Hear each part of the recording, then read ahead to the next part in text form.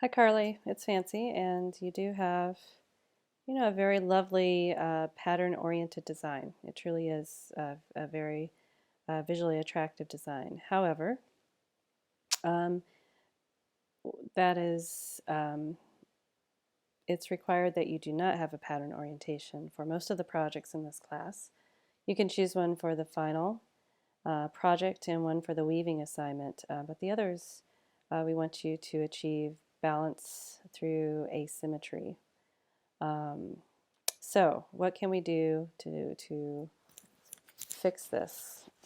And also, were you at Wednesday's critique? I don't have you on my list, and I don't think that you're on Linda's list either. So, um, it's always helpful to kind of try to get things into the post earlier. We've had at least a week, if not longer, that this could be done, and that will help kind of avoid these last minute crunches. Okay, so you do have gradation. You have points of emphasis that gradate away from themselves on at least one side. So you can see that it doesn't continue here, here, or here. So the same for these. Also, you want equal value contrast when you're gradating across steps. Um, and because it's based on your scale, for the most part you do. The white is always going to be um, advance. If you notice, these look a little bit larger visually than these, and that's just an optical illusion. Dark colors or values tend to recede, and light colors or values tend to advance. I think it's really interesting, this area here, but you also have somewhat figures on a ground, so these appear to be figures on a ground, especially in these areas here. So you do not have figure ground ambiguity, and you have a pattern orientation.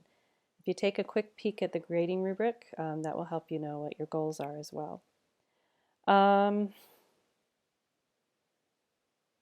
What I might suggest is maybe scrapping this background, because basically you do have figures on a ground for the most part. And strategically relocating your points of emphasis so they're more asymmetrically balanced, and then see how you can connect them through single visual pathways.